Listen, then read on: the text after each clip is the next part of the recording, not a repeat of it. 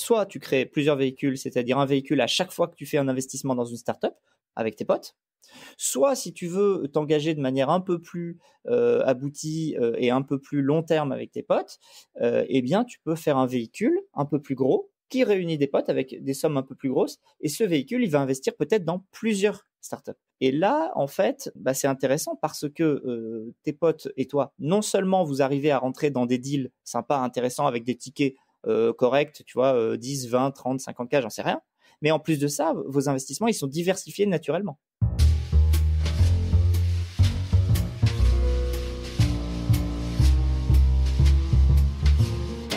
Salut, je suis Mathieu Stéphanie et je vous présente La Martingale, un podcast qui vise à explorer le monde de la finance personnelle pour comprendre comment gagner à tous les coups, qu'on ait 200 € par mois à investir ou 5 millions sur son compte en banque. On va pas se mentir, c'est un peu ambitieux, mais les faits sont là. Jusqu'à maintenant, j'ai pas pris le temps de m'intéresser à tous ces sujets et il est temps que ça change. Alors abonnez-vous, des éclairages gratuits, ça commence par là.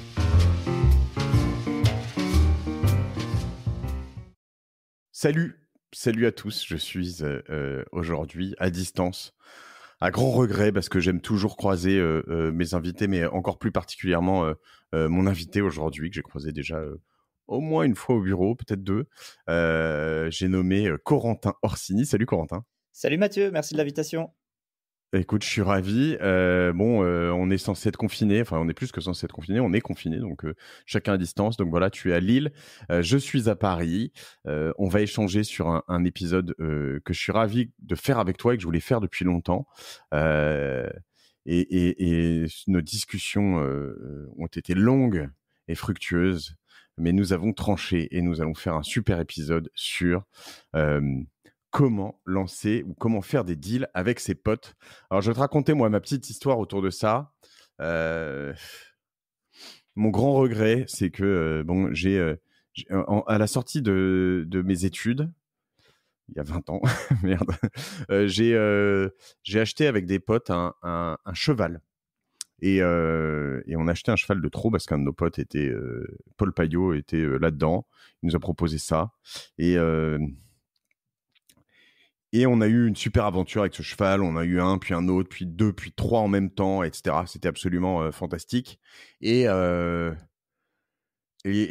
fait, là, on est 20 ans après. Et le week-end dernier, j'ai reçu un message de mon ami Paul qui m'a dit... À l'origine, je crois qu'on a tous mis 450 € pour le cheval. Enfin, c'était quand même vraiment pas grand-chose. Tu vois, à un moment, on en avait 3. Je pense que la valeur totale de notre cheval club, on l'appelle le cheval club, tu vois, était de 150 000 €. Donc, tu vois, quand on était une dizaine, on avait dû faire un x30 ou quelque chose comme ça. Joli. Et aujourd'hui, on m'a demandé de remettre au pot 450 € 20 ans plus tard. Donc, du coup, autant te dire que l'histoire est pour une sorte de qui tout double. Voilà. Mais en vrai, c'était un énorme kiff. Et entre-temps, on a dû se payer l'équivalent de peut-être 1500, 2000 € entre des week-ends, des dîners, des déjeuners champêtres, etc., qui étaient payés par le Cheval Club. Donc, finalement... je crois qu'au total, on en sort net plus que positif, que ce soit en kiff comme en finance. Tout ça pour te dire que au moment où on lançait ce Cheval Club, on s'était dit, en même temps, on devrait mettre, je sais pas moi, 500 € ou peut-être même plutôt 100 € par mois chacun sur deux autres clubs en même temps qui auraient été l'immobilier. Et potentiellement, alors à l'époque, dans le début des années 2000, on était plutôt sur les actions parce que bon, le private equity, comme on dit, l'investissement dans des startups et tout, c'était pas forcément la panacée, surtout que la première bulle venait d'exploser. Donc voilà. Et voilà, et je me dis que si on avait fait ça depuis 20 ans, vous seriez tous milliardaires. Voilà. Donc voilà. Donc là, cet épisode s'adresse aux plus jeunes, aux très jeunes, à ceux qui ont 18 ans et qui peuvent mettre 30 € par mois, à ceux qui ont 50 ans qui peuvent en mettre peut-être pareil 30 ou 500 ou 2000, mais se dire ok, parce que moi j'ai eu un énorme kiff à faire ça. Comment est-ce que on peut faire tout ça? Comment on s'organise? Comment tout ça se passe? Alors pourquoi on en parle avec toi? Parce que toi, c'est quand même un peu ce que tu fais.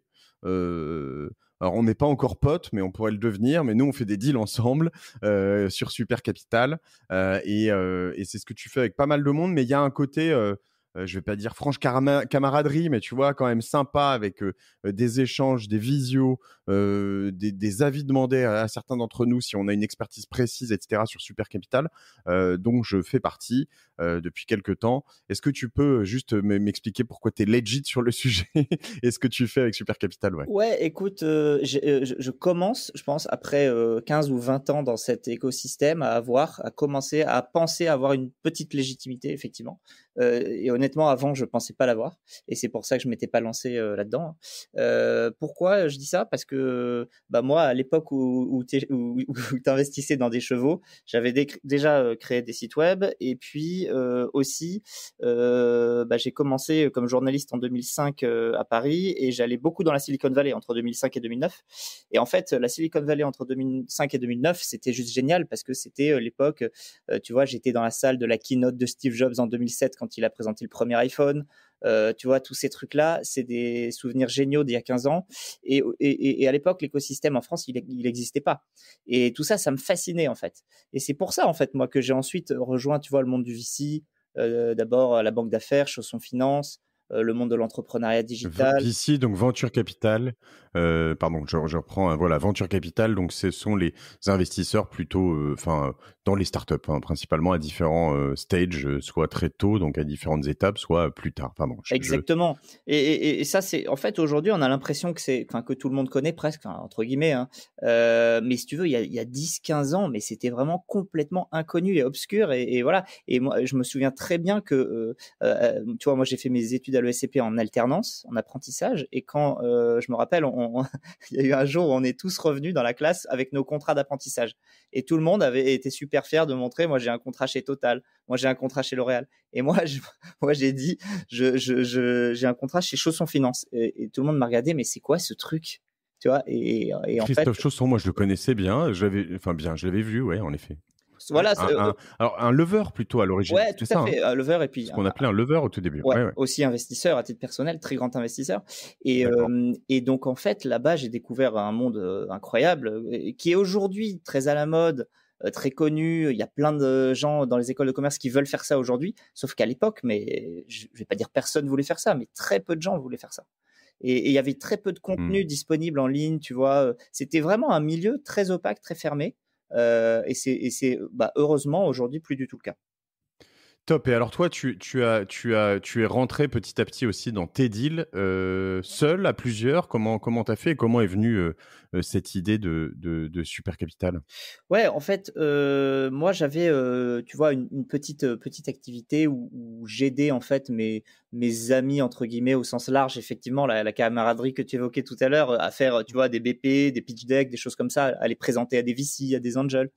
Tu vois, j'ai aidé notamment des gens comme En Voiture Simone, qui est une super auto-école en ligne, tu vois, des gens comme ça, etc. Et puis au bout d'un moment, je me suis dit, mais attends, mais en plus de faire comme ça l'intermédiaire et puis d'aider ces gens à lever de l'argent, pourquoi j'investirais pas chez eux? En fait, je pense que c'est parti de à la fois les boîtes que j'ai vues passer chez Chausson Finance il y a une douzaine d'années, qui sont devenues, je vais pas dire toutes, mais presque toutes des licornes aujourd'hui. Enfin, c'est des histoires hallucinantes, hein, qui à l'époque étaient des minuscules entreprises et qui sont devenues des géants. Je peux citer Webedia, Sarenza, Talentsoft, Talend. Enfin, tu vois, que des super beaux trucs. Et après, pareil, quelques années après, je voyais, tu vois, En Voiture Simone, je voyais d'autres boîtes super belles. Je me disais, mais attends, en fait, ce serait cool que j'arrive aussi à investir un petit ticket dedans. Sauf que, tu vois, comme tu le Et sais, ouais. t'avais de l'argent? Non, j'avais pas d'argent. J'avais pas T'avais un peu d'argent? Ouais. j'avais quelques milliers d'euros, tu vois, donc pas grand-chose, quoi. Et je pouvais certainement pas mettre des tickets de 50 ou de 100 K dans des boîtes, tu vois. Ça, c'est clair que non. Et quand tu vois une belle boîte qui lève 1 ou 2 millions, bah en fait, c'est difficile de rentrer avec un tout petit ticket. C'est quasiment impossible, tu vois. Je cite l'exemple pour En Voiture Simone, tu vois, je les avais aidés à lever 2 ou 3 millions. Et voilà, moi, j'aurais pu investir peut-être 10K dedans, mais tu vois, c'est un peu ridicule de rentrer dans une série A avec un petit ticket de 10K à côté d'un fonds qui met 3 millions. En tout cas, à l'époque, ça se faisait moins. Peut-être aujourd'hui, ça se fait un peu plus, mais en tout cas, voilà. Donc, je me dis, merde, comment je vais faire pour en fait commencer, quoi. Et comment je commence? Ben, en fait, je commence grâce à un club qui s'appelle Side. Ce club, j'imagine que tu Renaud connais, Guilherme. c'est Renaud Guilherme, exactement. Renaud Oui. Guilherme qui, pour la C'est petite... avec lui qu'on C'est avec lui qu'on monte notre activité FairShares, justement, puisqu'il en a besoin d'agrément de l'AMF, etc. Il a un business qui s'appelle Side Angels. Et donc, cette activité dont on parlait avant d'enregistrer, de revente d'actions on revend des bouts de licorne, comme on dit, tu vois, un bout de la corne, par exemple. Sur fairshares.io pour l'instant promo, tout ça est un setup derrière de Side Angels, qui est un type, je lui ai dit d'ailleurs, je l'ai appelé l'autre jour sur le chemin, à Renault, pour lui dire que c'était un des types les incroyables avec qui d'une réactivité, d'une précision, il est sharp. C'est waouh, il envoie du bois, quoi. Et vraiment excellent, Ouais. effectivement. Et en plus de ça, très sympathique, ce qui est pas toujours forcément toujours le cas dans ce genre de milieu. Donc, donc C'est pas faux. moi je l'aime beaucoup, effectivement. Et donc, Renaud, comme que je connaissais par ailleurs, parce que figure-toi que Renaud, il était venu nous voir en 2009 chez Chausson Finance pour qu'on l'aide à lever des fonds pour Vite Dressing, dont il était le Ouais. CEO. Voilà, donc la boucle est bouclée. Et donc, Petit succès, Vite Dressing. Voilà, Au passage, hein. absolument. Et donc, du coup, il me raconte, je déjeune avec Renaud, puis il me raconte ce qu'il fait, puis je trouve ça génial. Et il me dit, en fait, je permets à des gens qui ont 5 ou 10 000 euros seulement, d'accéder à des très beaux deals que je sélectionne moi-même. Et donc, je lui dis, écoute, envoie-moi les deals, ça m'intéresse. Et puis, je fais un premier deal avec lui, je pense en 2017 ou 18, un truc comme ça, qui était Archidvisor, une marketplace dédiée à l'architecture qui est basée à Bordeaux. Et puis, donc, je mets un premier ticket là-dedans. Et puis, je me dis, c'est formidable. Je vais essayer non seulement d'en mettre d'autres à travers ce club deal de Renault, mais aussi il doit exister plein d'autres club deals. Donc je vais en trouver d'autres et puis je vais aller voir en ligne, hors ligne, bref, je vais essayer de chercher un peu partout. Et c'est ce que j'ai fait. Et qu'est-ce que j'ai fait concrètement? J'ai commencé à regarder un peu autour de moi. Déjà, tu vois, un premier réflexe que les gens peuvent faire facilement, c'est de regarder en fait autour de vous. Si vous connaissez des entrepreneurs, si vous avez croisé des entrepreneurs, rapprochez-vous d'eux et puis est-ce qu'ils ont besoin de vos conseils? Est-ce qu'ils ont besoin de votre argent? Est-ce qu'ils ont besoin que vous leur fassiez des intros, etc. Et peut-être que un ticket de 5 000 euros, ok, peut-être c'est pas beaucoup d'argent pour eux, mais ce qu'il y a derrière le ticket de 5 000 euros, c'est-à-dire votre network, votre capacité à amener du business, à amener des idées, etc., peut-être que ça vaut le coup pour l'entrepreneur en question. On a tous des super compétences, on a tous un réseau, des choses qui peuvent servir. Et donc, j'ai commencé comme ça. Et puis, autour de moi, j'ai regardé un petit peu qui avait des boîtes intéressantes, sympas, qui commençaient à lancer des boîtes et avaient besoin de mes éventuelles compétences. Et puis, tu vois, je suis rentré comme ça sur 2-3 boîtes, soit en mettant un petit peu de cash, soit en échangeant un peu quelques compétences, tu vois, ou une place au board avec soit un peu de cash, soit un peu d'action. C'est ce qu'on appelle aux États-Unis la position d'advisor. Et ça, c'est pas compliqué à mettre en place au niveau, je veux dire, souvent le cash, ça a une simplicité, c'est que tu vois, je mets tant de cash, j'ai tant d'actions, là, tu dois mettre un nombre d'heures, un nombre de machins. J'ai l'impression que juridiquement, c'est toujours un cauchemar, non? Oh, écoute, oui, ça peut être un cauchemar. En fait, je pense qu'il faut vraiment tout baser sur la confiance que tu as en le dirigeant et puis en ta capacité à amener des choses, des idées, du business, du travail. Du réseau, ouais. Voilà. Et si ça se passe bien comme ça, forcément tout le monde le sentira. Et puis tu vois, tu peux mettre en place ce qu'on appelle un vesting progressif, c'est-à-dire que chaque mois tu vas peut-être gagner 0,05% des actions et puis tu vas débloquer. Puis au bout d'un moment, peut-être tu vas te dire tiens, j'apporte plus de valeur à cette société. Et puis tu vas peut-être pouvoir arrêter ce contrat, tu vois. Ça peut être une manière de mettre un pied dans la porte. Ok, je comprends. Et alors, si moi je me dis, tu vois, j'ai souvent cette discussion avec notamment des potes qui sont pas forcément dans la tech, tu vois. Et c'était un peu l'idée d'ailleurs de faire Shares, mais là c'est encore différent. Qui me disent un peu, mais vas-y, fais croquer, quoi. Tu vois, t'as un bon réseau, voilà. Et, bon, moi je leur dis oui, bon, t'es sympa, mais je sais pas, fais croquer. Toi, tu vois, t'es dans la finance, tu me fais pas croquer. Non, je déconne, mais tu vois, si je veux dire à un moment, ok, les gars, très bien, vous voulez qu'on fasse un truc. Moi, finalement, ça m'intéresse parce que j'ai plus d'impact. Donc, au lieu de rentrer avec des petits tickets, alors selon ton revenu, mais de 500 000, 10 000, 20 000 euros, finalement, à chaque fois, si on est quelques-uns, 5, 10, 20, on peut peut-être venir avec, tu vois, 20, 30, 50, 100 000 euros selon le total qu'on met. Comment est-ce que je me débrouille en partant de ça? Enfin, quel type de véhicule? Est-ce qu'il faut en fait que tout le monde mette comme un peu sur un fond un truc au début et puis voilà? Est-ce que c'est au coup par coup et puis enfin, est-ce que c'est difficile à structurer? Parce qu'en plus, notamment dans chaque deal, ce que les boîtes aiment pas trop, c'est d'avoir 12 bonhommes qui débarquent sur ce qu'on appelle la cap table, donc au capital, la table de capitalisation. Donc, comment je peux structurer un truc simple qui dit, OK, voilà, nous, on est 12 et on met 5 000 euros chacun. On arrive avec 60 000 euros. On va investir 10 tickets à 6 000. Enfin, peu importe ma théorie, ma thèse, etc. Est-ce que tu peux m'expliquer comment tu ferais ou ce que tu as comme expérience là-dedans? Ouais. Alors, tu peux le faire en mode pirate, complètement pirate, c'est-à-dire toi, tu vas investir un ticket et puis ensuite, tes potes, ils vont te faire confiance pour leur refiler la plus-value le jour où elle arrive. D'accord. Donc, je l'investis à mon nom. Il doit y avoir des incidences fiscales quand même pour moi, Ouais. pour eux, un peu relou là derrière. Ouais, ok. Clairement, il y a un frottement fiscal et tout ça, mais c'est l'une des manières de rentrer dans un deal. Effectivement, comme tu dis, on peut pas rentrer à 10, 12, 15, 20 BA avec des petits tickets. C'est compliqué. L'entrepreneur aime pas trop ça. Tu peux te la faire en mode pirate. Alors, c'est pas un truc que je recommande forcément, mais ça peut être une opportunité, tu vois. La deuxième opportunité, c'est qu'effectivement, tu peux. Mais c'est-à-dire que là-dessus, il faut qu'ils m'avancent l'argent quand même, du coup. Il faut qu'ils me donnent tous leurs 1000 ou 2000 balles et que moi, je mette le total en disant, bon, c'est moi qui viens tout seul. Et puis à la fin, sur la plus-value, ben, je leur reverse un peu plus si j'ai une plus-value, quoi. C'est ça? Exactement. Ça peut se faire, tu Ok. vois. Ça se fait entre vous, à la confiance. Si c'est des très bons potes, il y a aucun souci. Si c'est des potes un peu plus lointains, peut-être vous signez un contrat, j'en sais rien. Attention, hein, ce que je dis là, ça a pas grand-chose d'officiel, etc. Mais c'est une manière de rentrer dans certains deals et de mettre le pied peut-être la première fois. Et puis, si ça vous plaît, J'imagine qu'il y a quand même une petite, chose à vérifier. Si jamais un jour tu te tapes un contrôle fiscal, il faudra quand même expliquer 2-3 choses, mais si oui, c'est après, à peu si tu près payes tes impôts sur les documenté. plus-values, Ouais. ouais, voilà, tu vois, si chacun paye, enfin, en tout cas, si l'impôt sur la plus-value est payé, etc. Bon, après, effectivement, les redistributions, c'est compliqué. Si c'est des grosses sommes, chacun va devoir facturer sa plus-value et donc là, il y a une double imposition. Donc, c'est pas du tout optimal ce que je suis en train de dire, évidemment, hein. Mais Ok. bon, c'est une manière de commencer, tu vois, en mode un peu pirate.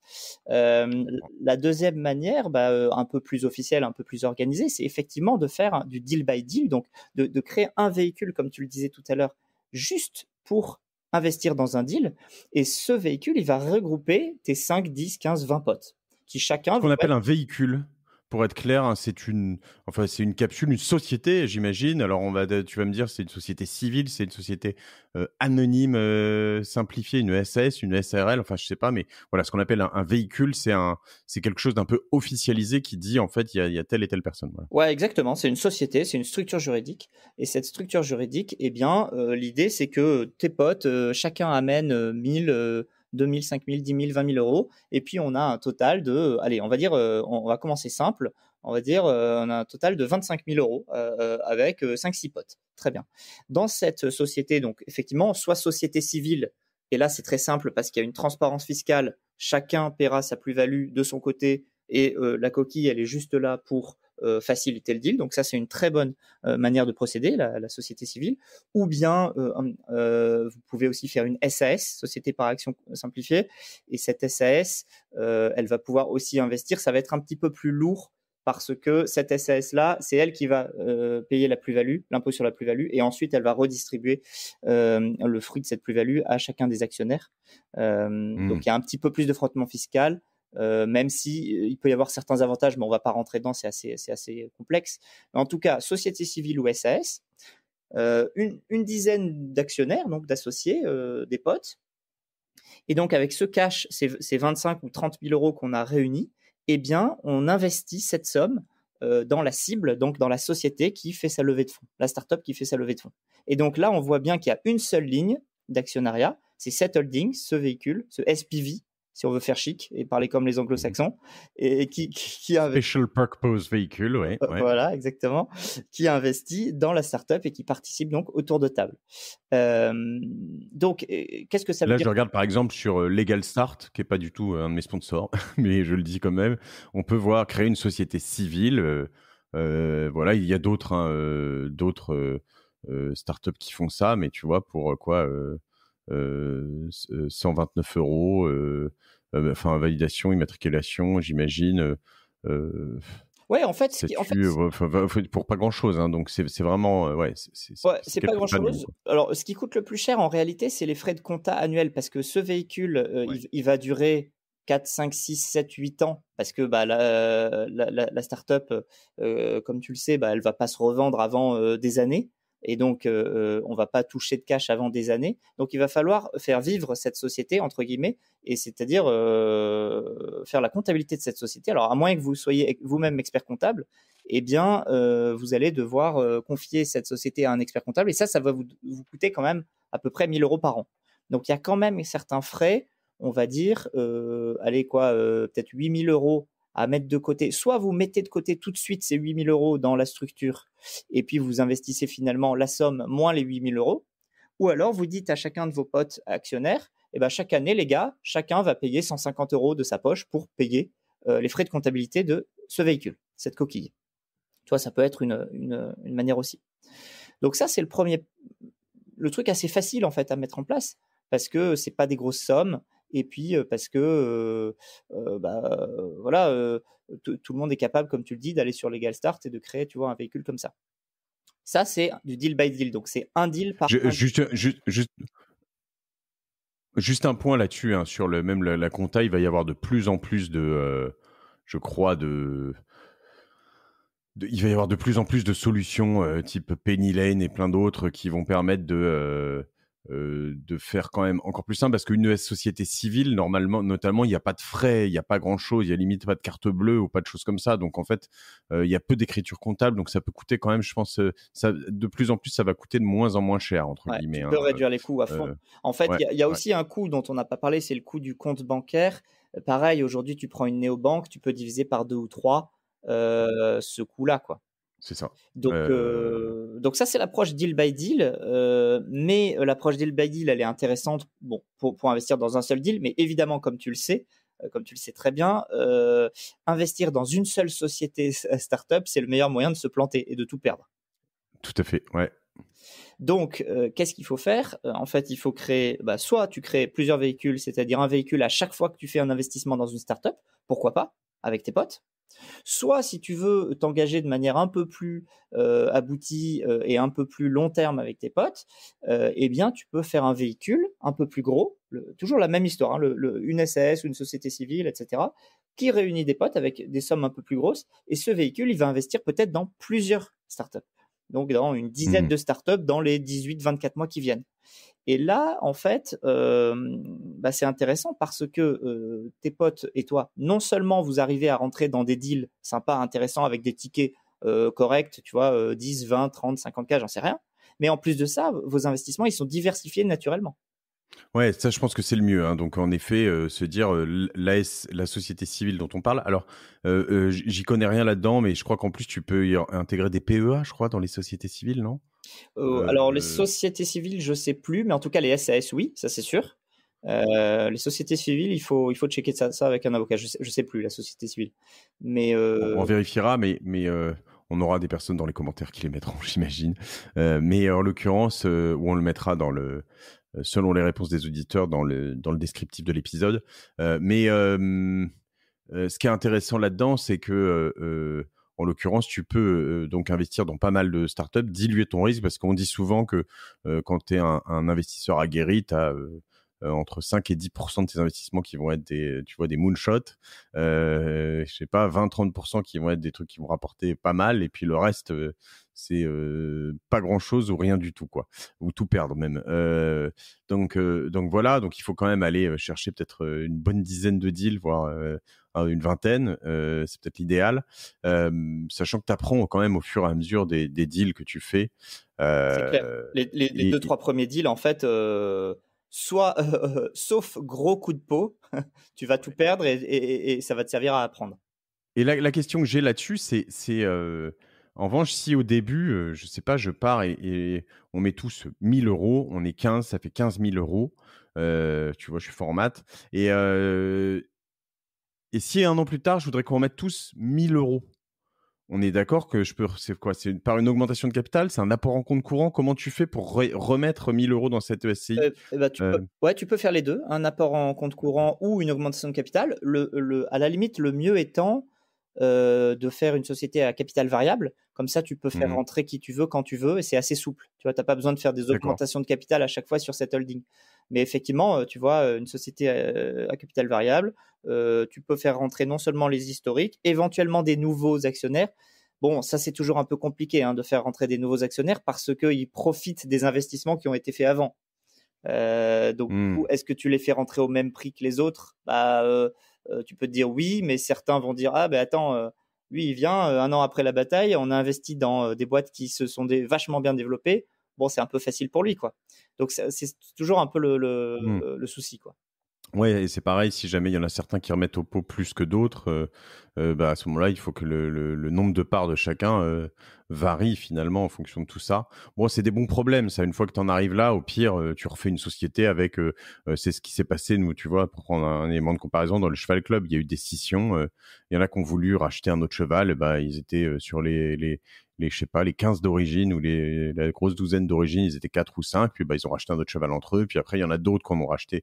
Voilà, et puis bon, c'est la vie, c'est pas grave. Mais donc, je pense en effet que là-dessus, il y a une bonne manière. Non, ce que j'aime bien, moi, c'est surtout de me dire, en l'occurrence, sur le capital variable, se dire, OK, tu vois, tu commites en te disant, en fait, on met tous 1 000 € à l'origine et puis après, on s'engage à mettre, je dis 1000, encore une fois, chacun avec ses moyens, mais et on s'engage à mettre ensuite 200 ou 100 ou 3000 par mois, enfin, peu importe, pour vraiment avoir un peu d'impact. Alors, OK, on voit à peu près comment on constitue tout ça.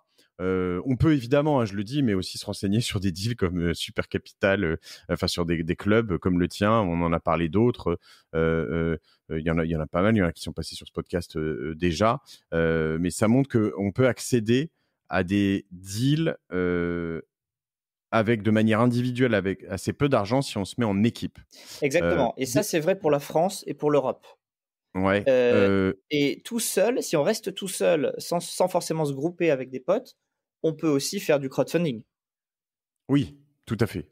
Il y en a en effet sur plein de plateformes. OK. La question, alors avant d'aller sur ces plateformes, en effet, ou sur Super Capital, on a parlé d'Anaxago, on va parler de 3 autres choses qui font des deals comme ça. Juste si tu le fais avec tes potes, j'ai une question technique déjà et une autre qui est plus sur comment je trouve les bons deals. Mais sur la dernière question technique, il y a une limite. Faut pas être plus de 150, 149, c'est ça, parce que là après on devient une sorte de vrai. C'est plus un club quoi. De potes, c'est un truc structuré. Il faut rester en cercle restreint. C'est pour ça que chez supercapital.vc, on est de mémoire 145 associés. Et donc effectivement, l'AMF considère que c'est un cercle restreint, donc on est un cercle restreint et privé d'investisseurs et on investit entre nous. Effectivement, si vous pouvez pas aller au-delà, sauf à avoir uniquement des investisseurs qualifiés, je pense. Mais bon, de là à avoir plus de 150 investisseurs qualifiés, il faut quand même avoir un sacré réseau et être. Enfin, je pense que c'est pas au tout début que vous en êtes là, quoi. Ouais, je crois que le statut d'investisseur qualifié pour l'AMF, c'est alors là avec des grosses pincettes, ce que je vais dire, faut chercher sur Google, mais je crois que c'est déjà plus de 500 000 € de cash dispo à investir ou quelque chose comme ça. Donc faut envoyer un peu quoi. Ouais. D'accord. Et donc toi, du coup, typiquement sur Super Capital, tu es encore sous ce cadre un peu de club de potes finalement. Ouais, complètement. Nous, on est 145 effectivement associés, donc on est un club de potes, on a un Slack. Et en fait, ce qu'on n'avait pas complètement vu au début, on s'est dit ok, les gens vont être intéressés parce que ça leur permet d'investir, et ça c'est vrai, mais ça leur permet aussi de découvrir, d'apprendre et de faire du business entre eux. Tu vois, les actionnaires de Super Capital VC font du business entre eux et aiment beaucoup faire du business entre eux. Et ça, c'est un aspect club qu'on n'avait pas vu. Et tu vois, on avait un petit peu peur parce qu'on a lancé tout ça en 2020 avec le Covid et tout ça. Et pourtant, avec les visios, avec le Slack, etc., il y a plein de ces actionnaires qui ont fait du business entre eux et qui sont super contents. Non, mais c'est énorme en fait. On se rend compte tu vois, on parlait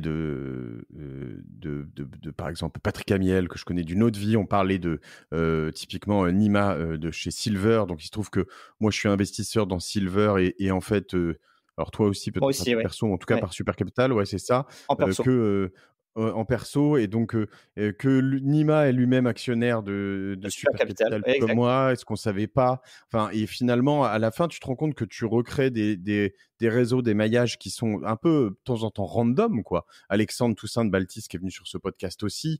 Et en fait, tu vois en fonction des gens qui sont là, tu crées des choses sur lesquelles tu te renvoies. Bah là, juste avant de commencer ce call, moi, je t'ai envoyé 2 dossiers qu'on m'avait envoyés. Donc, en fait, tu crées ce maillage qui est hyper intéressant. En étant à plusieurs, tu es beaucoup plus fort, quoi. C'est clair. C'est clair. Et donc, Et et en surtout, plus, c'est passionnant. tu Ouais. vois, et tu as tout à fait raison quand tu dis ça. En fait, si tu regardes les meilleurs deals qu'on reçoit, c'est souvent nos actionnaires, nos angels qui nous les envoient.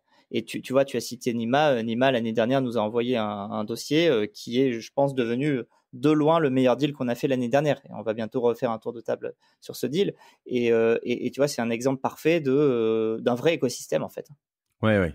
Et donc, du coup, quand tu montes ça, en effet, avec tes potes, mais en plus, c'est souvent quand même assez random, c'est-à-dire que tu sois, tu vois, à Clermont-Ferrand, à Cherbourg, à Besançon ou à Pau, tu vois, en fait, il y a, quand tu fais ça, déjà, c'est que toi, tu as déjà les écoutilles ouvertes, que tu as déjà, tu vois, tu déploies une sorte tu vois, d'envie de faire quelque chose, de te bouger, de financer des gens.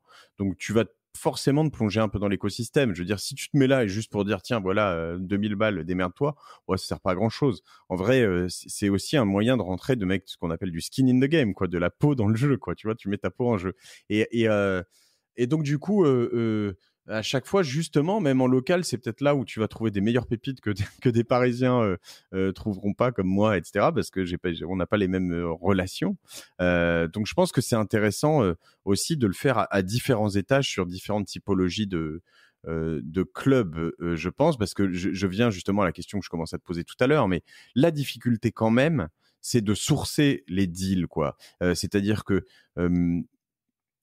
il y a quand même des très bons deals sur lesquels, en fait, je vais te dire une connerie, mais l'équipe, c'est la jeune femme, le mec qui monte sa deuxième boîte après avoir vendu sa première à 15 millions ou 100 millions, qui a déjà un petit peu de réseau, qui a une super idée, qui a déjà un MVP ou un POC, pour utiliser des termes, mais enfin, en tout cas, un début de business qui tourne, etc., et qui dit, tiens, je vais chercher de l'argent, finalement, il va pas attendre que Mathieu Stéphanie ou Corentin Orsini arrivent, débarquent, disent, hey, tu vois, qu'avec sa bande de touristes, non, j'exagère, mais tu vois, pour dire, voilà, il va aller voir des gros fonds, et nous, enfin, j'ai juste un peu peur de temps en temps quand tu fais ça, que tu es toujours un peu les dossiers pourris. Ouais, tu as raison, c'est un vrai risque. Comment dire? C'est difficile. En fait, des bons dossiers, il y en a très peu, mais potentiellement, ils sont partout. Partout en France, partout dans le monde. Et donc, en fait, moi, j'ai une approche où je travaille avec tout le monde. Tout le monde dans l'écosystème, tu vois, n'importe qui, je veux dire, qui travaille dans cet écosystème en relation avec les startups et le métier qu'on fait, quand il me contacte, tu vois, j'accepte de lui parler. Et je suis pas sûr que tout le monde fasse ça, et notamment dans ce milieu-là, tu vois, des VC qui a toujours été. Alors maintenant, ça change hein, depuis 2-3 ans, etc. Mais je peux te dire qu'il y Ouais, a 10-12 ans, quand il y a j'ai. beaucoup de concurrence. Ouais, c'est ça, c'est ça. Il y a 10-15 ans, quand moi j'ai commencé dans ce business-là, c'était tellement fermé. Et les mecs, tu vois, se gargarisaient de dire ah, nous, on regarde jamais la boîte contact at le nom du fond.com. Ouais, ok, je suis d'accord avec C'est toi. clair. 99% des dossiers qu'on reçoit là-dessus, ils sont peut-être pas terribles. Mais t'en as un, et ben tu seras pas content d'être passé à côté. Et donc, en fait, c'est fais ton travail, sois sérieux, Hmm. et il y a potentiellement des deals partout. Partout, partout, partout, partout. Tu vois, on a fait un très, très, très beau deal l'année dernière qui va te plaire, tiens d'ailleurs. Un deal, puisqu'il s'agit de l'univers des podcasts. Et la boîte s'appelle Ocha, Mhm. AUSHA. Oui, bien sûr, Et ouais, ouais, tout à c'est fait. une société qui est établie à Tourcoing, tu vois. Donc loin Tout à fait, Maxime Piquette, qui vient d'un autre business, en l'occurrence, à exactement. l'origine, ils étaient déjà dans la, c'était quoi? Pas Radio King, Radio King. c'était, Ouais, c'est ça, Radio King. Radio King.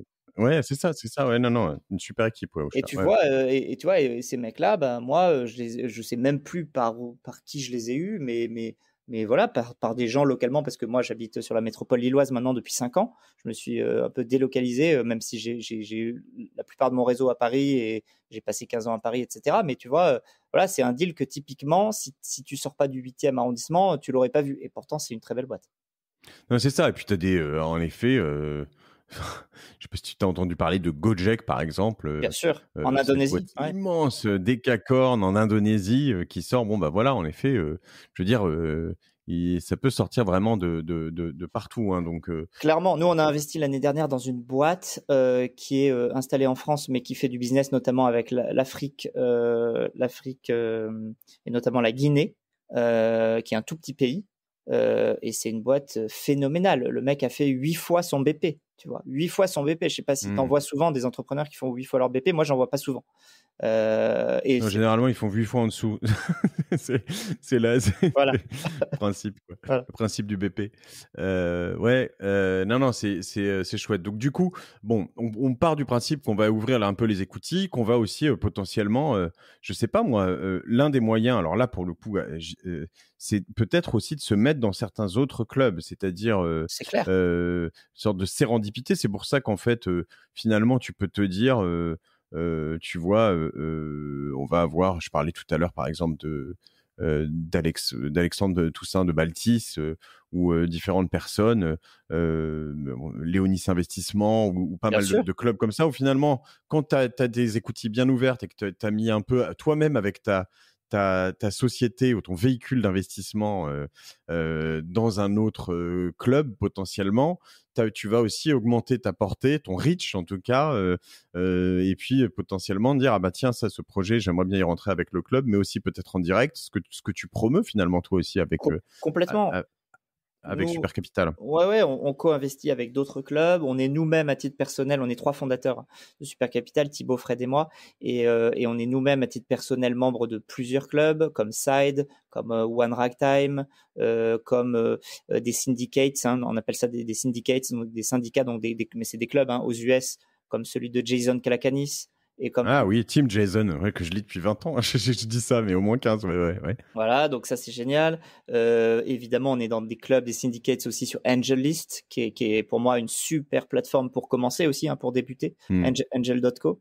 Quand même, il faut bien se rendre compte que sur des plateformes comme Angel.co, on a accès à des deals de la Silicon Valley qui, pour certains, sont des deals magnifiques dans lesquels Sequoia ou Andreessen co-investissent avec nous. Enfin, c'est juste fou. Et à partir de $1000, quoi. Donc, quand on a conscience de ça, en fait, oui, des opportunités, il y en a partout. Tu citais Gojek, etc. Il y a même aujourd'hui, et un phénomène intéressant, c'est qu'il y a des gens comme donc ce qu'on appelle des fonds de fonds, donc des fonds qui investissent dans des fonds. Et donc, il y a notamment un fonds qui s'appelle Sendana Capital, qui a une thèse qui n'investit maintenant que dans des micro-fonds, voire des nano-fonds. Donc, des fonds qui font moins de 10 millions de dollars. Il investit dans ces fonds-là, des petits tickets, parce qu'il pense que ces petits fonds, ces micro-fonds sont capables de faire des énormes performances. Et il cite notamment le cas de Lowercase Capital, Chris Sacca aux US, qui a transformé son micro-fonds de 8 millions de dollars en 2 milliards. Tu vois, il a fait passer 8 millions en 2 milliards, notamment en investissant dans Twitter. Je vais peut-être mettre un peu plus. Je vais peut-être mettre un peu plus dans Super Capital, du coup, là, je dis. Non, mais c'est ça. Et en effet, je pense que ce qui est intéressant, je reviens sur ce skin in the game, c'est que quand tu le fais avec tes 2-3 potes ou tes 10 potes, en l'occurrence, t'es plus impliqué.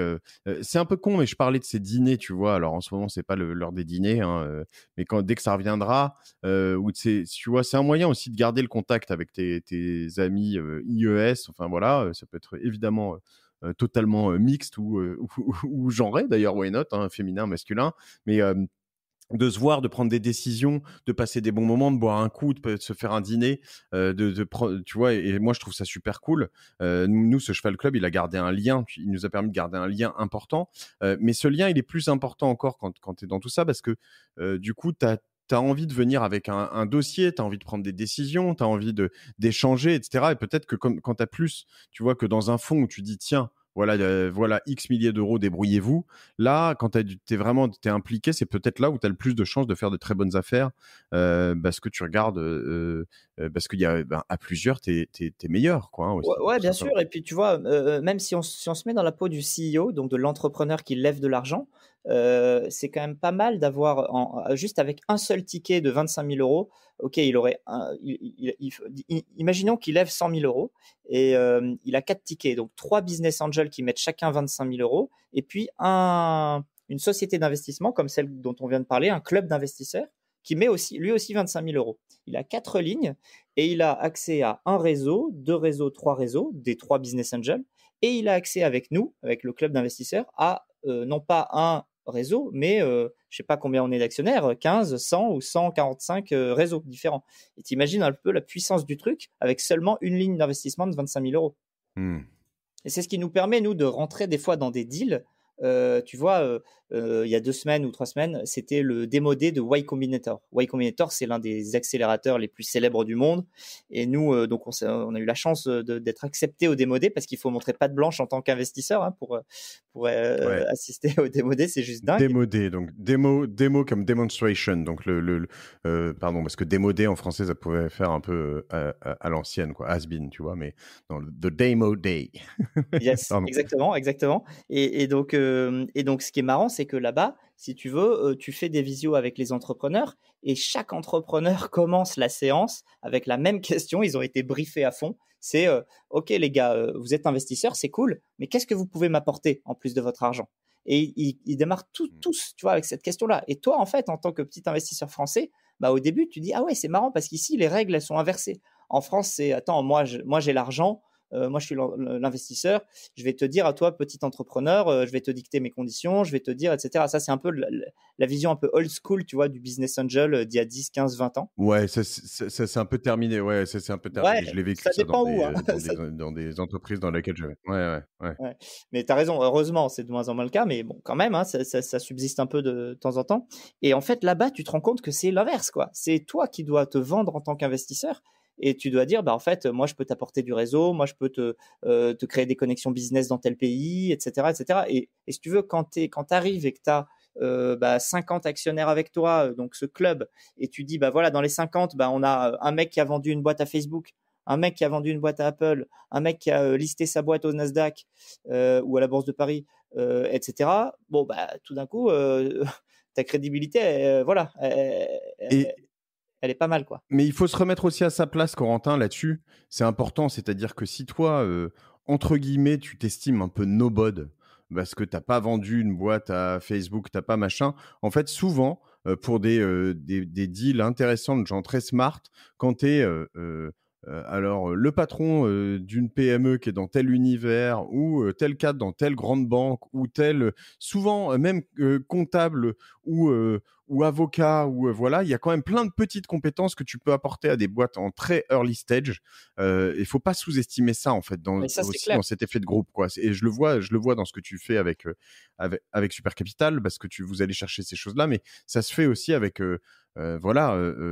Le réseau que tu peux apporter, les compétences commerciales, le fait que tu sois audacieux, j'en sais rien, enfin plein de choses, quoi. Hein. Bien sûr, en fait, t'as complètement raison. C'est la différence entre en fait, un discours commercial où on va dire, écoute, laisse-nous investir chez toi parce qu'on a des mecs qui ont vendu leur boîte à Facebook.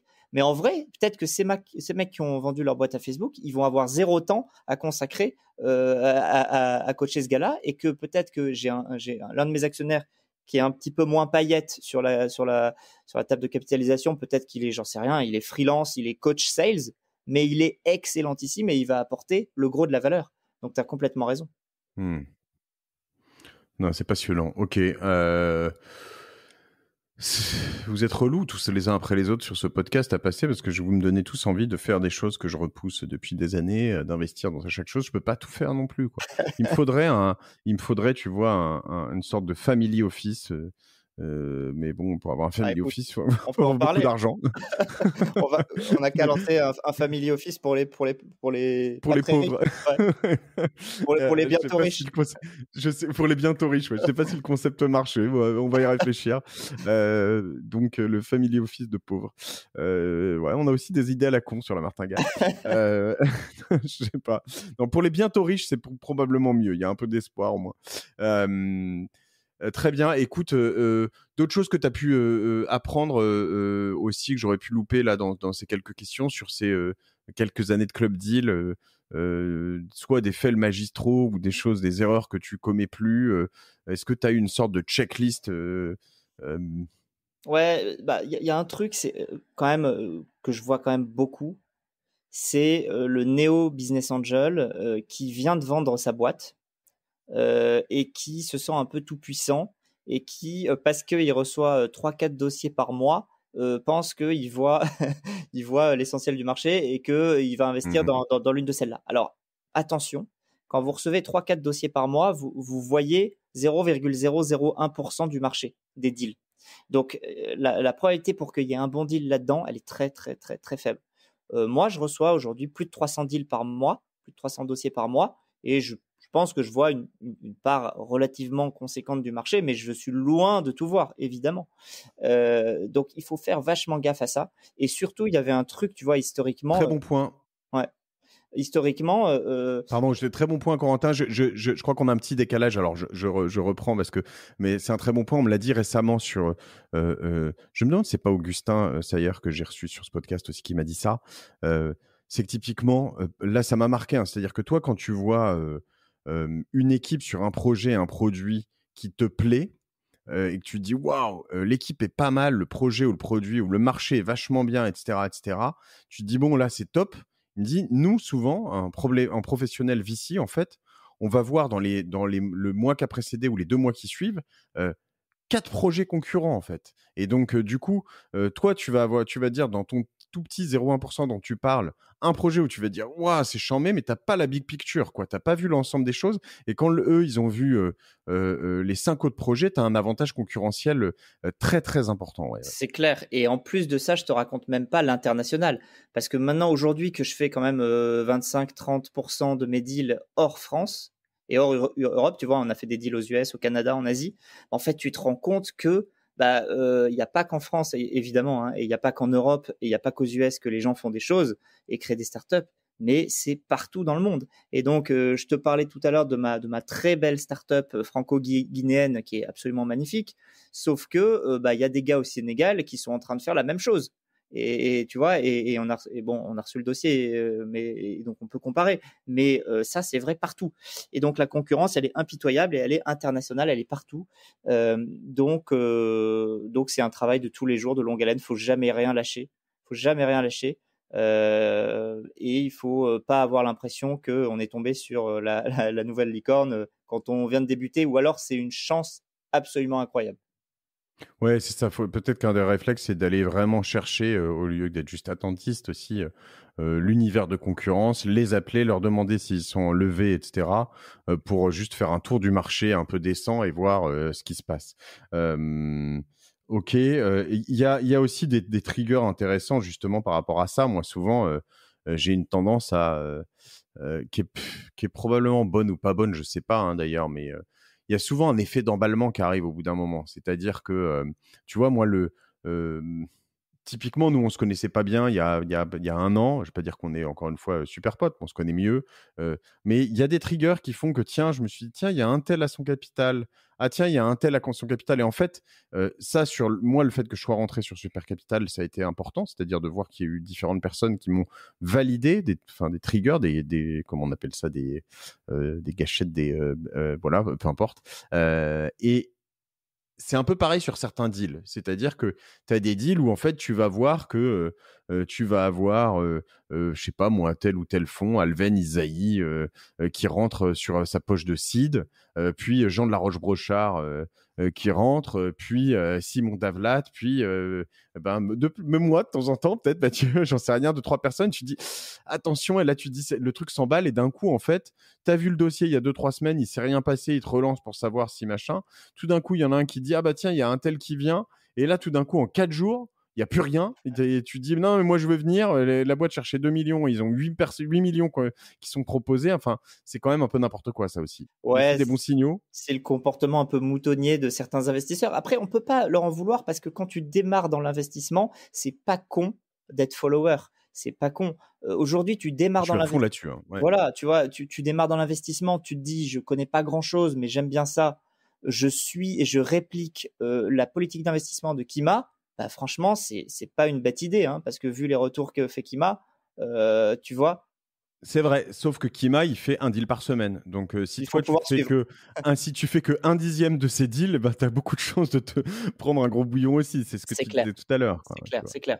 Donc, et après, il faut pas s'arrêter à ça, parce que moi aussi, j'ai vu aussi des gens rentrer, des angels rentrer sur des deals en disant, ouais, j'y vais à fond, je mets un gros ticket parce qu'il y a Serena, parce qu'il y a Isaïe, parce qu'il y a je sais pas quoi, et puis bah bim, c'était le dossier qui a fait zéro.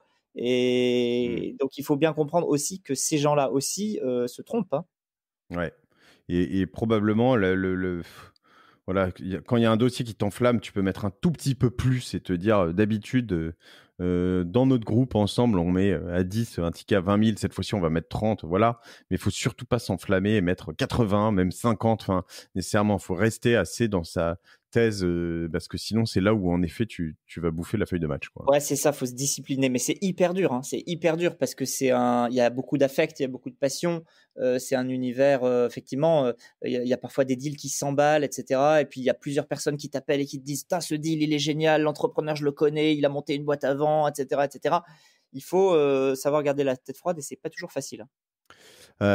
Top. Bah, écoute, c'est un super échange. On aurait pu commencer par ça, hein, mais ce qui est intéressant là-dessus, moi, ce que j'aime dans cette approche, c'est que j'aime bien diversifier pour déjà pas être partout. Et dans le scope, en fait, si tu veux, tu as quelque part un peu la bourse où, en fait, tu peux perdre. Et si tu es sur des grosses boîtes, 20, 30, 40, peut-être 50% s'il y a une bulle qui explose, etc. Mais enfin, c'est quand même rare, hein, de Pas de perdre bol. autant. Voilà, pas de bol. Et puis, il faut être mauvais peut-être, ou je sais pas. Je ferai attention. Bon, tu as des trucs hyper volatiles comme les cryptos où il faut quand même faire attention, mais on en a fait quelques épisodes là-dessus. Tu as des choses un peu entre les deux où tu as des rendements qui sont entre 3-4, toutes les crowdfunding immobiliers, etc., jusqu'à 10-12%, Baltis, justement, Anaxago, etc., Enco. Tu as juste en dessous les trucs beaucoup plus sécurites du type, justement, PEA, potentiellement SCPI avec des Nalo et plein de boîtes, des banques tradies. Faire attention à tous les frais dans tous ces trucs-là, parce que c'est là-dessus aussi où tu te fais souvent assez éclater. Et enfin, tu as un bout intéressant, en tout cas dans du très risqué, potentiellement, l'investissement dont on a parlé aujourd'hui, mais qui est un des rares endroits où il y a des gens, et c'est pas des anomalies de l'histoire, ça arrive quand même assez souvent, qui vont faire des fois 100, des fois 500, qui vont investir dans une boîte qui vaut... maintenant, il y a de moins en moins de boîtes qui valent 1 million, ou alors tu es vraiment rentré dans le family, friends and family, mais Précide, ouais, voilà. ouais, Et ouais. puis, qui va valoir peut-être 2 millions, qui, quelques années plus tard, bon, t'auras été un petit peu dilué, mais qui va valoir 1 milliard, 2 milliards, enfin, ça arrive, quoi. Donc, quand tu as mis ton petit billet de 10 000 et que tu fais ton x100 ou x200, ça fait du bien, quoi. Ah oui, ça Et peut être presque life changing, hein. Tu ouais, prends les angels de la société Voodoo, qui est un éditeur de jeux française, hein, assez ouais. célèbre, hein, française, ouais, tout à fait. Bon, bah, les angels de Voodoo, ils ont mis des petits tickets pour la plupart et ils ont fait x50. Hmm. Tu mets 10 000, bon, 500 000 euros, 500 000 euros, ouais, ouais. c'est presque life changing. Enfin, ça te permet d'accéder à peut-être à des produits financiers ou des placements ou de l'immobilier auxquels tu n'aurais pas eu accéder. Oui, c'est ça, hein, c'est certains qui sont rentrés. Alors, c'est pas fait exactement comme ça, mais je pense à des Mano Mano, à des Doctolib, mais même des Lydia, hein. Moi, je connais des gens qui sont rentrés en perso dans Lydia au début. Le multiple est complètement affolant, quoi. Bien sûr, bien sûr. Et Et alors, donc, et ça, c'est la France. Et puis, bon, évidemment, il y a les US. Et alors là, les US, bon, bah, tu vois des multiples encore plus délirants, hein. Tu prends Facebook, c'est fois 10 000. Tu prends Uber, c'est plus de fois 5 000. Enfin, c'est des multiples absolument délirants, quoi. voilà, fois 10 000, quoi, t'imagines. Donc, c'est quand même.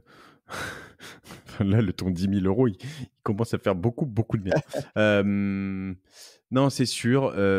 Alors voilà, ce qu'il faut juste bien retenir dans ce type d'investissement, en revanche, c'est contrairement à la BNP ou Air France, les boîtes dans lesquelles tu investis, elles sont pas too big to fail, quoi, hein. Donc, tu es dans des boîtes où il y a des risques que tes 10 000 euros, tu les perds en intégralité. Ouais. C'est-à-dire que tu finisses vraiment là-dessus avec zéro. Et c'est plus que des risques, ça va arriver, Oui, quoi. Pas oui, sur toutes, oui, oui. heureusement, hein, sauf si t'es vraiment pas de flair, quoi, hein, mais ça va arriver. Oui, il y a une majorité de chances pour que ça arrive, surtout sur tes premiers deals. Donc effectivement, il faut être bien conscient qu'il faut en faire plusieurs. Ça sert à rien d'en faire qu'un. C'est le meilleur moyen de tout perdre. Donc si vraiment tu veux être sérieux à propos de ça, il faut en faire une dizaine au moins pour diversifier. Et sur la dizaine, si t'es pas trop mauvais, il y en aura un ou deux qui marcheront pas mal. D'où l'intérêt d'investir entre potes ou dans un club. Voilà, la boucle est bouclée. Ce qu'il fallait démontrer, mon cher Corentin. Allez, une petite dernière question pour la route avant de te laisser. Si on sort de tout ça, ou même dans tout ça, peut-être qu'il y a une verticale qui te plaît particulièrement, voilà, mais c'est quoi ta martingale à toi, Corentin? Écoute, moi, ma martingale, c'est en ce moment et de plus en plus, ça va être l'étranger, l'international. Et alors, pas forcément que les US, hein, justement. Les US, évidemment, c'est une très belle possibilité, hein, de rentrer en pré-IPO, etc. Bon, bref. Mais moi, ce qui m'intéresse plus en ce moment, c'est l'Asie et l'Afrique. Parce qu'il y a encore beaucoup de choses à faire. Il y a des taux de croissance de ces pays qui sont phénoménaux, vraiment phénoménaux. Et aussi bien en investissement startup, fintech que immobilier, il y a des choses à faire incroyables là-bas et qui sont plus abordables que chez nous, plus faciles d'accès que chez nous. Donc je crois beaucoup à l'Asie et à l'Afrique, voilà, pour mes prochains investissements. J'ai reçu sur mon autre podcast Génération Do It Yourself Sacha Poignonnec, qui est le fondateur de Jumia, le cofondateur de Jumia, qui est une sorte, Nigeria. on compare souvent, une sorte voilà, Nigeria, de d'autres pays, hein, 5-6 pays, mais une sorte de Google, d'Amazon africain un peu. Voilà, on le compare souvent. Alors, ils sont cotés en plus. Alors, c'est intéressant. Alors, il le dit à la fin de l'épisode. Si tu commences à investir, tu vas, c'est un peu les montagnes russes. En effet, sur eToro, là, j'ai mis un petit, pas grand chose, mais un petit ticket sur Jumia. J'ai fait moins 30 en quelques jours. Ah oui. Là, ça s'est stabilisé à moins 30. Et tu te dis, en effet, ce genre de boîte, si ils réussissent à les envoyer quelque part, même encore aujourd'hui, alors que c'est coté et que ça vaut, là, pour le coup, pas mal d'argent, il n'est pas exclu que ça fasse x10, x100. Enfin, voilà. Donc, Les il marchés n'est pas sont exclu que tellement c'est. Voilà. énormes. Les marchés sont tellement énormes et puis on part de tellement loin. Et puis là, encore une fois, la croissance de ces pays est tellement dingue. Moi, j'aime beaucoup aller au moins une fois par an en Asie, etc. Et c'est vrai que tu sors de l'avion, tu vois un peu le dynamisme, c'est affolant, quoi, hein. Tu reviens chez nous, tu as l'impression que tout le monde dort, quoi. En Asie, ils te construisent des buildings, tu reviens 6 mois après, tu reconnais plus le quartier, quoi. Ouais, des hôpitaux en 4 jours, quoi. Des hôpitaux, pardon. Ouh la vache, je finis. Il est temps d'arrêter cet épisode, hein. Merci Corentin pour cet épisode haut des beautés on s'est contacté hier, on a travaillé depuis et c'était cool, plein d'enseignements, ça m'a donné plein d'envie, as usual, toujours sympa de croiser Corentin. On Génial. te croise sur LinkedIn notamment, on peut Exactement. s'abonner sur supercapital.vc.fr VC et .fr. et tu envoies des emails avec différentes choses assez souvent. Donc voilà, Corentin Orsini, on mettra les liens dans les notes de l'épisode sur lamartingale.io. Un grand merci pour ta dispo et ta transparence sur tout ça. Bah, merci à toi, à très bientôt. Ouais, à très bientôt. Si vous voulez faire des club deals avec moi, eh ben, écoutez, écrivez-moi. Non, je déconne. On va être plus de 150, j'aurai pas le droit. Je ferai ça avec mes potes ou avec ceux qui ont vraiment, vraiment des très, très, très bons plans uniquement. Voilà, non, si vous nous envoyez des dossiers, j'en reçois. Je les envoie souvent à Corentin, qui est plus généralement apte que moi à les instruire parce que c'est son métier. Et puis après, on échange dessus. Donc, n'hésitez pas. N'hésitez pas à vous inscrire à la newsletter. On a redécouvert il y a pas longtemps qu'il y avait une newsletter sur le site de la Martingale. On n'a jamais envoyé d'email, mais on va peut-être s'y mettre un jour. On en a parlé. Et puis surtout, mettez des notes à la fin sur ce podcast, sur Apple Podcast. C'est important pour le faire remonter. Il cartonne ce podcast, c'est du bonheur. Je sais pas si vous voyez, mais moi je m'éclate à faire ça et à recevoir des invités comme Corentin. On continue, envoyez-nous des idées d'épisodes, d'invités. On aime bien ça. Je vais chercher là quelqu'un sur les SPAC. Je voudrais comprendre ce que c'est qu'une SPAC. Est-ce que c'est une énorme arnaque pour envoyer de l'argent à plein d'intermédiaires, comme le dit potentiellement Marc Fiorentino, enfin pas loin, il a une petite dent contre les SPAC ou pas. Je vais chercher des gens, je cherche toujours des gens pour investir dans le cannabis, pourquoi pas, parce que le cannabis aujourd'hui c'est un business juteux dans pas mal de pays, pas en France, mais voilà. Je cherche un tas d'idées. Je peux compter sur vous, j'imagine, pour me les envoyer. L'idée étant qu'on puisse parler au plus grand nombre, parce que je veux pas me réserver ce podcast juste à ceux qui ont de l'argent. Je veux réserver à ceux qui veulent se bouger et participer à tout ça. Donc voilà, je vous embrasse, je vous remercie. Salut Corentin, salut à tous. Ciao, à la semaine prochaine sur la Martingale.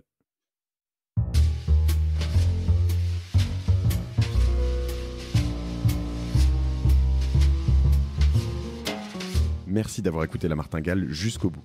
Si cet épisode vous a plu, n'oubliez pas de le partager autour de vous, de vous abonner à la newsletter sur lamartingale.io et si vous trouvez 5 petites minutes, de mettre une note 5 étoiles ainsi qu'un commentaire sur Apple Podcast. Ça nous aide beaucoup pour remonter dans les classements.